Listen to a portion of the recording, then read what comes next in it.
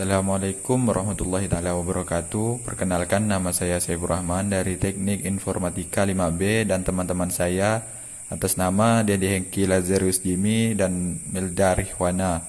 Nah, di sini saya akan menjelaskan materi bab 7 yaitu sumber daya alam dan lingkungan. A. Klasifikasi sumber daya alam dan lingkungan hidup. 1. Klasifikasi sumber daya alam dibagi menjadi 3, yaitu sumber daya alam berdasarkan asal, sumber daya alam berdasarkan sifat kelestarian, sumber daya alam berdasarkan pemanfaatannya.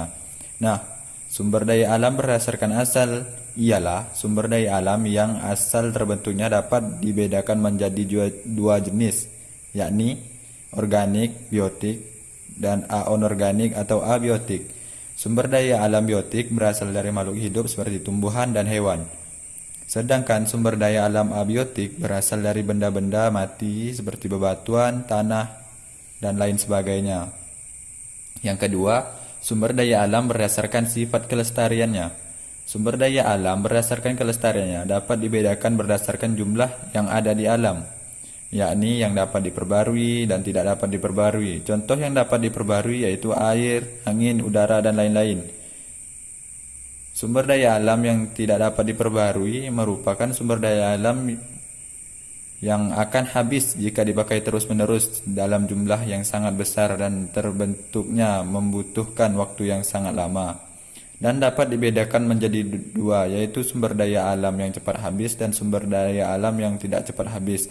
Contohnya sumber daya alam yang cepat habis seperti minyak bumi, gas, dan sedangkan yang tidak cepat habis contohnya seperti emas, perak, dan intan, dan lain-lain. C. Atau yang ketiga, sumber daya alam berdasarkan pemanfaatannya. Itu dibagi menjadi 4 bagian. Yang pertama, sumber daya alam ruang.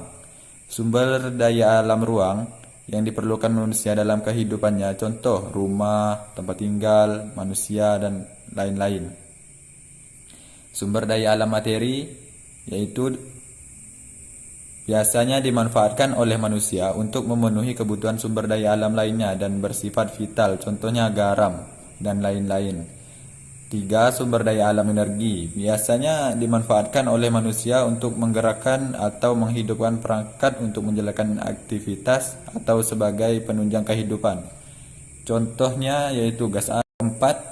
Sumber daya alam hayati merupakan sumber daya alam yang terbentuk makhluk hidup seperti tumbuhan dan hewan. Berlanjut kepada klasifikasi lingkungan hidup, berdasarkan Undang-Undang Nomor 4 Tahun 1982, pasal pertama tentang pokok-pokok pengelolaan lingkungan hidup dibagi menjadi 4, yaitu lingkungan biotik, yang kedua lingkungan abiotik, yang ketiga lingkungan sosial, yang keempat lingkungan buatan. Nah, penjelasan dari lingkungan biotik yaitu segala sesuatu yang berwujud benda hidup seperti mikroorganisme, hewan, tumbuhan, dan manusia.